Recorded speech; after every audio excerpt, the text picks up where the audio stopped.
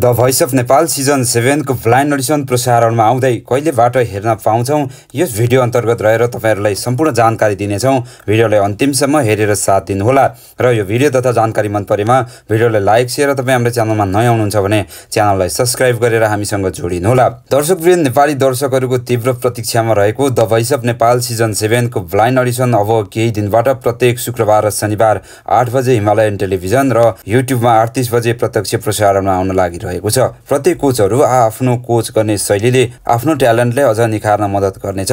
विश्वभरिबाट digital audition मार्फत प्रस्तुति दिएका प्रतियोगीहरु मध्ये 100 जना जतिले ब्लाइन्ड अडिसन दिने भएका छन्। यी मध्ये पनि भोइसको नियम अनुसार जम्मा 64 जनाले मात्र कोचहरुको कुर्सी घुमाउन पाउनेछन्, जसमा निकै उत्कृष्ट गाउन सक्ने प्रतियोगीहरुले मात्र स्थान पाउनेछन्। विभिन्न कारणले प्रसारणमा आउन ढिलाइ भएकाले अब केही हप्ता पछाडि नै the voice of Nepal season 7 को ब्लाइन्ड अडिसन प्रसारणमा आउन लागिरहेको छ। सिजन 7 निकै रोचक, रोमाञ्चक र प्रतिस्पर्धात्मक पक्कै हुनेछ। अरु सिजनहरु भन्दा यो सिजन विशेष रहने अपेक्षा सहित अब केही हप्ताबाट प्रसारणमा आउने स्रोतले जनाएको छ। दर्शकवृन्द, तपाई यो शोको बारे के भन्न चाहनुहुन्छ तलको कमेन्ट बक्समा कमेन्ट गर्नुहोला र यो भिडियो तथा जानकारी मन परेमा भिडियोलाई लाइक शेयर र तपाई हाम्रो च्यानलमा नयाँ हुनुहुन्छ भने च्यानललाई सब्स्क्राइब गरेर हामीसँग जोडिनुहोला।